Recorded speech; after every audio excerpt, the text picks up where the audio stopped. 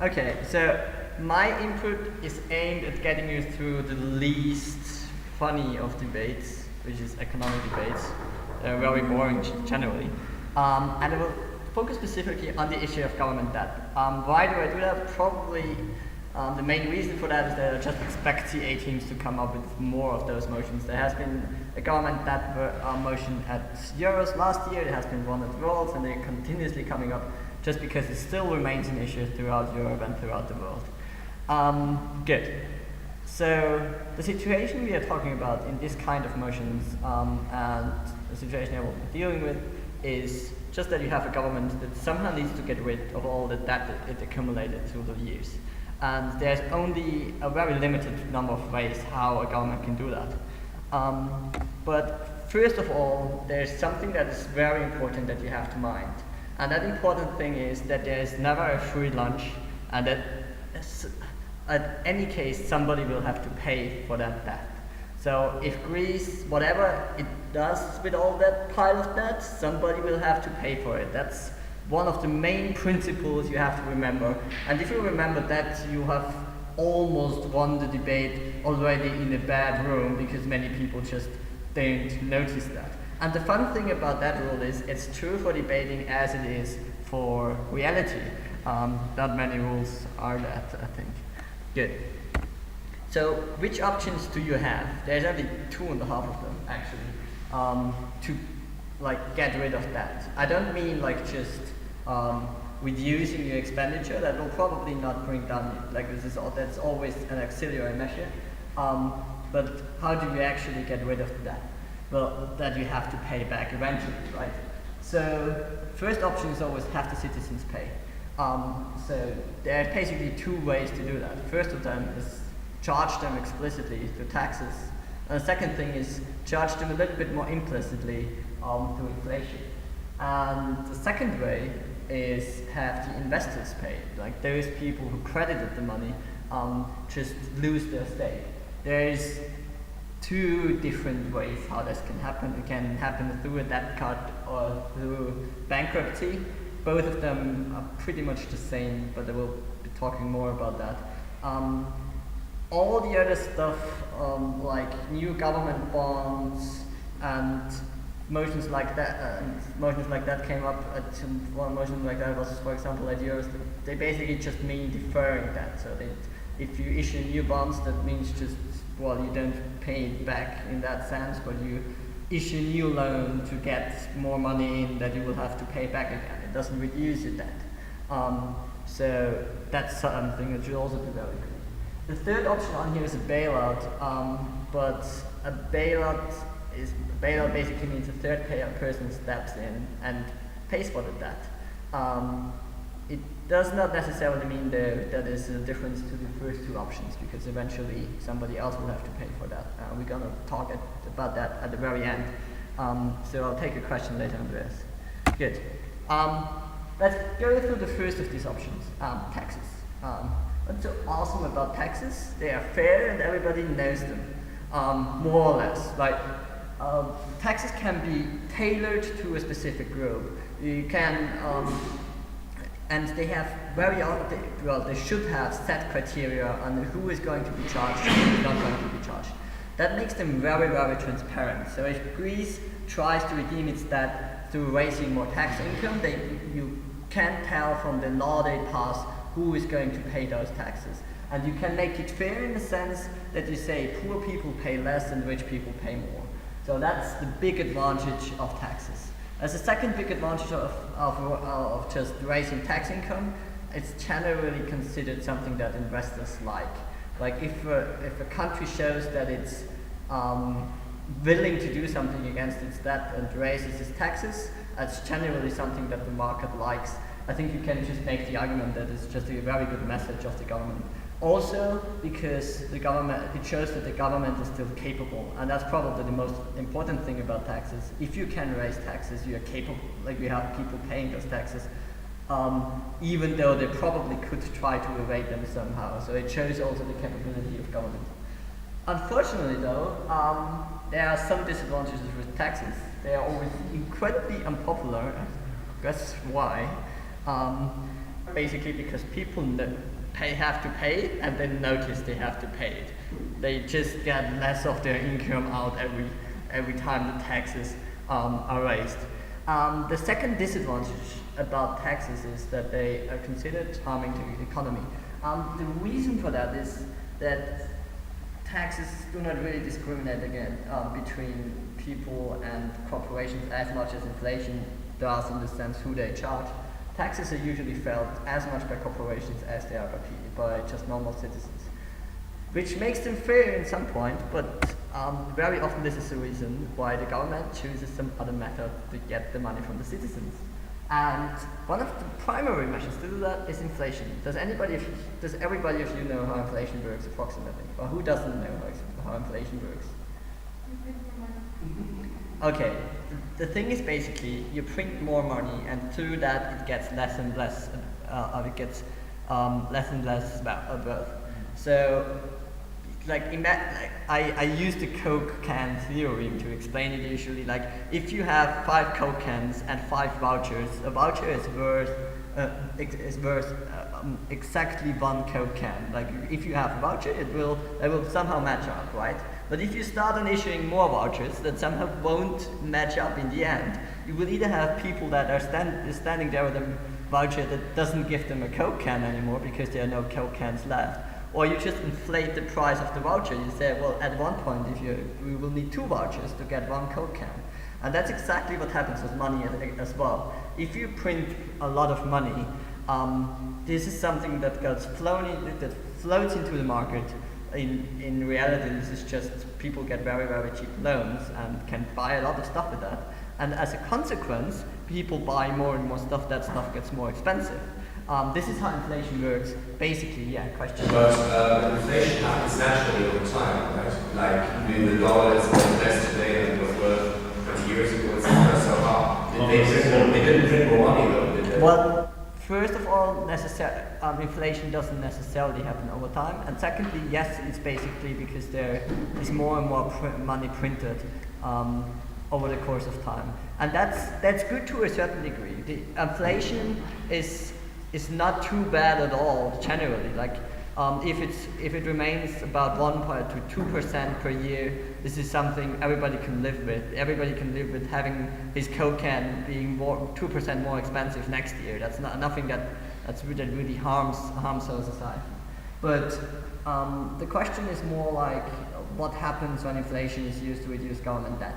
And this is very often as something that means that inflation rises up way beyond those levels that we generally have. So one very, very good example for that is Argentina, who just inflated the currency to pay off the debt. They had inflation levels of about 20% a year, and in the first year, and then up to 200, which meant. Oh yeah, or Zimbabwe. Argentina is more complicated. Argentina is something where it worked out pretty well, by the way. Oh, that's something Zimbabwe is another extreme example. If you want to, there you have probably about 5,000% inflation in a year. Okay, basically that means with a euro, you can buy bread this year, but next year we'll need 5,000 euros to buy the same good. Well, that's something that has its disadvantages, believe me. Before that, let's shortly go into the advantages of inflation and why does it work. So the question how it works is basically pretty easy. You print money, and with that you pay back your debt. That's it.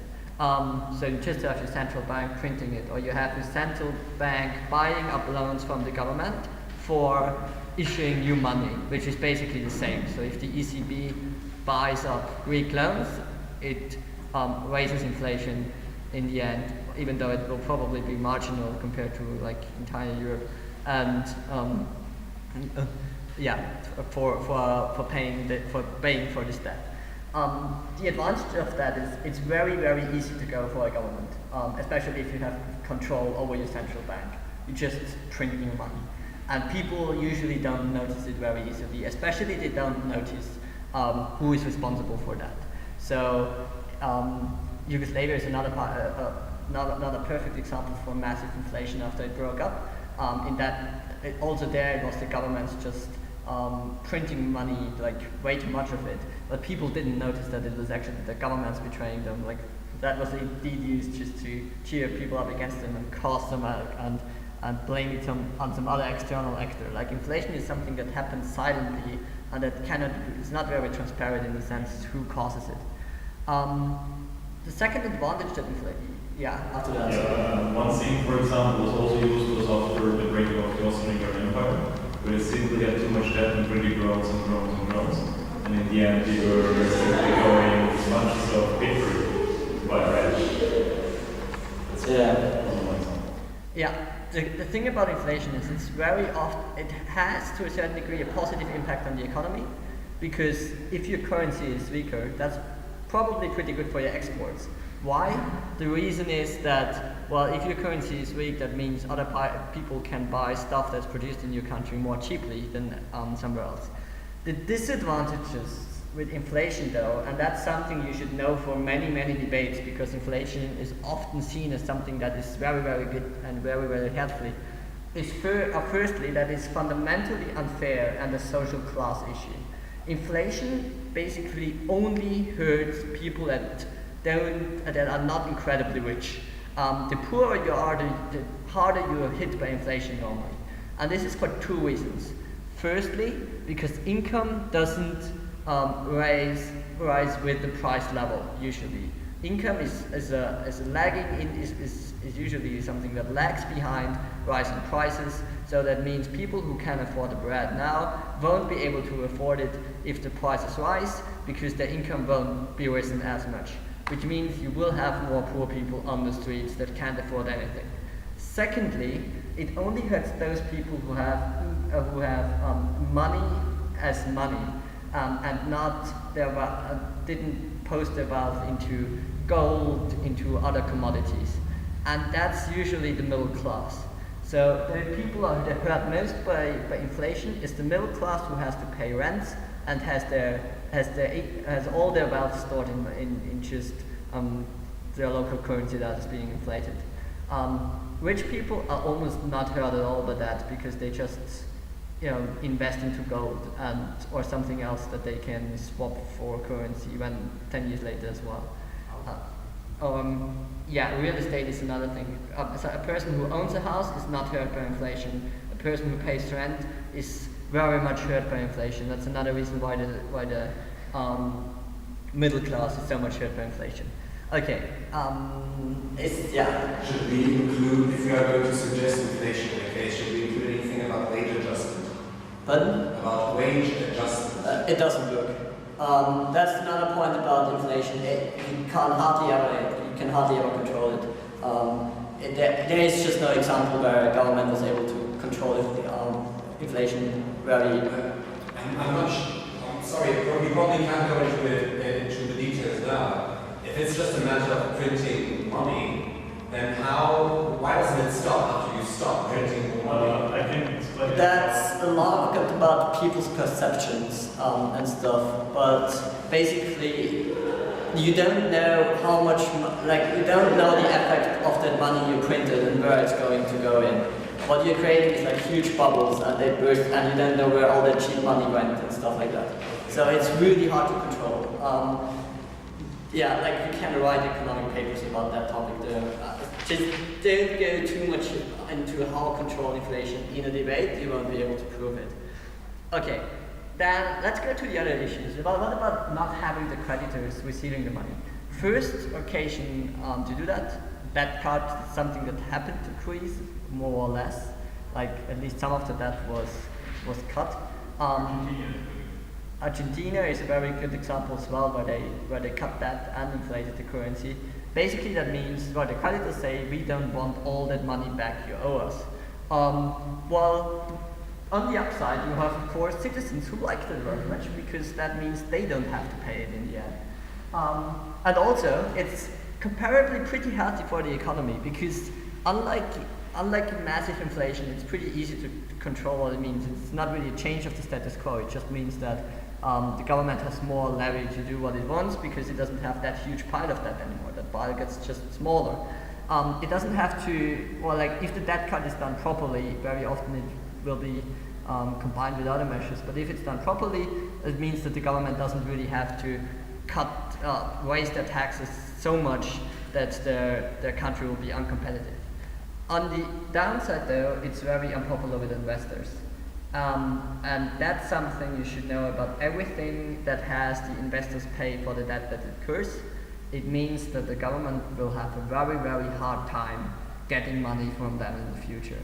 So if you had to cut the debt of Greece, that means that you, as an investor, didn't get back the full amount you invested. That's something that will probably make you abstain from investing into Greece another time. And this is the main problem you have with these debt cards. And it's the same problem with bankruptcy. So basically that also means you don't get your money back as the full amount, and you will be very wary of investing into that in the future. This is an argument for debate land though, because in reality it almost never applies. Yeah. It applied in Spain. They went bankrupt 7 times in a row. It was in the 16th and 7th century. But the issues became from one of the largest powers, the biggest powers in the world, to Yeah, but the issue with Spain is a very good example where people kept on investing and buying debt just 3 years after it went bankrupt.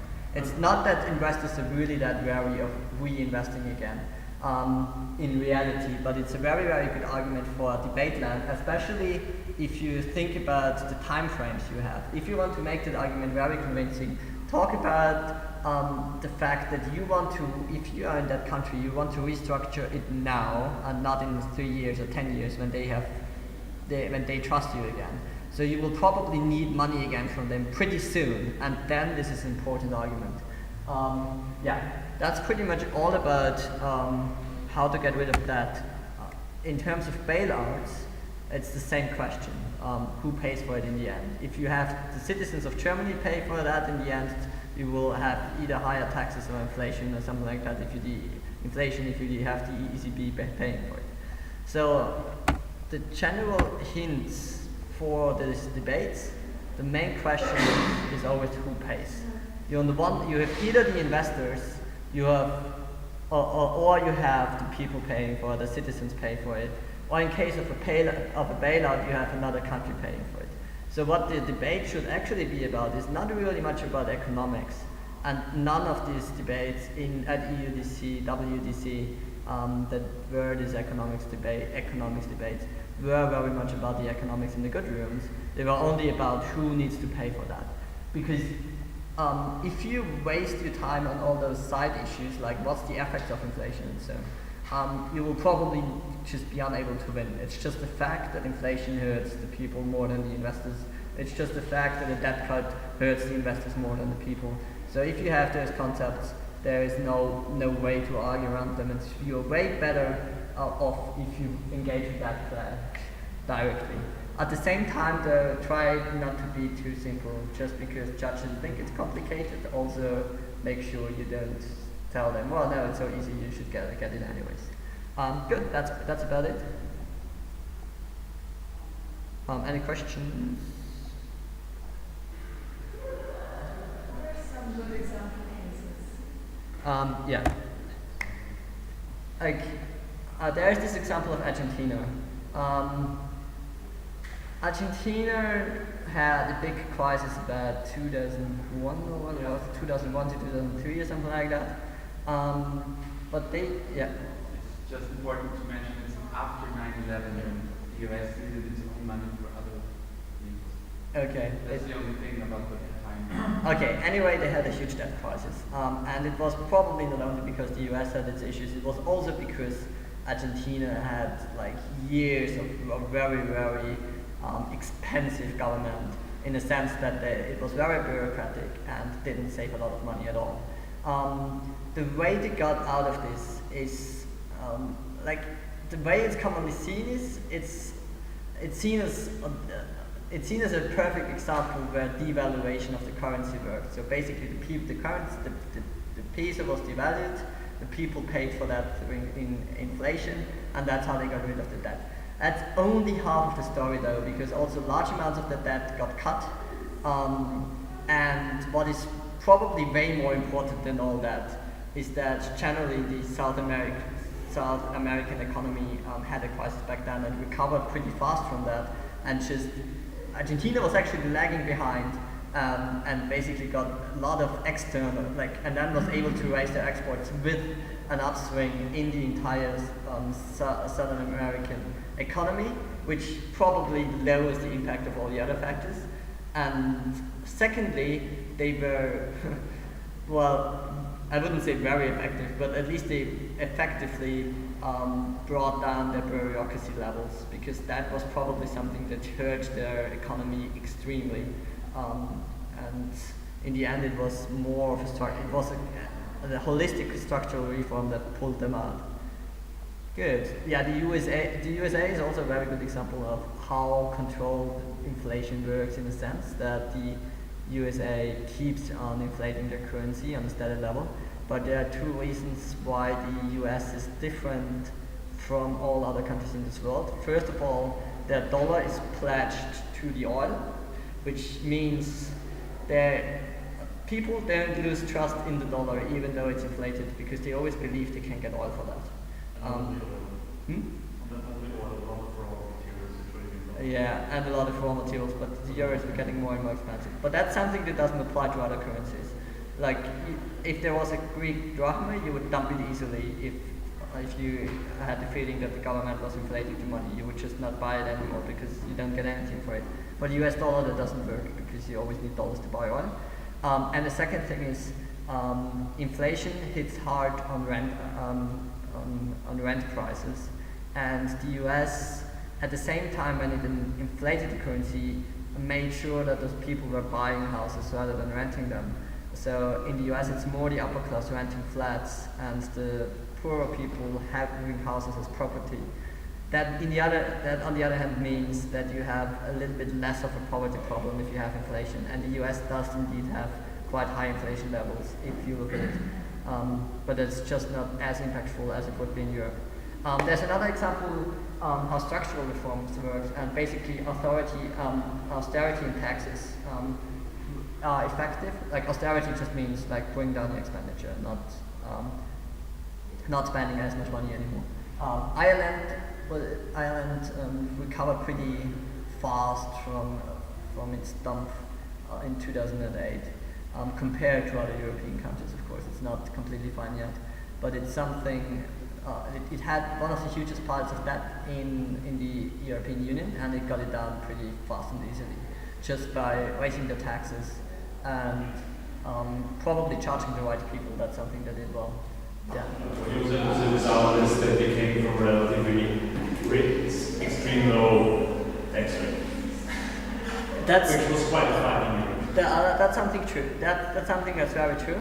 But still, Ireland is an example how taxes can work if they are done properly, because even though Ireland was more of a tax haven for Europe, it retained their position and remained attractive to businesses even when it raised the taxes. So that's possible. Taxes do not necessarily bring you out of any competitiveness. Yeah. Can you say something about the connection of government debt and economic crisis in a country? I mean, obviously nobody knows how it works, but how we can use it in debate. Sorry. The relationship between government debt and economic crisis. Like, how do you mean the relationship between? There is no relationship. That's the issue. You can explain the relationship, but there is none. Like, you would say that the crisis. And what you mean? Yeah, what you mean is when you get over debt. I think you mean. When you get over-debted, or? Yeah, I think you mean over-debted. That's what's currently going on. Oh, you mean, okay, the main problem with government debt is that it harms your ability to do stuff as a government. Like, to a certain degree, it's not a problem if you have to pay back debt, because you just generally rise income all the time through your taxes. But from a certain degree on, you will not be able to stand the interest payments anymore. Like, you need to know that the more debt you have, the more interest you pay to those debt owners in the end. And that means, well, if your debt is at a very, very critical high level, this interest and the urges of paying that money back just don't allow you to do other stuff should have budget for, like just running a country or something like that, which is probably not that useless for a government. And yeah.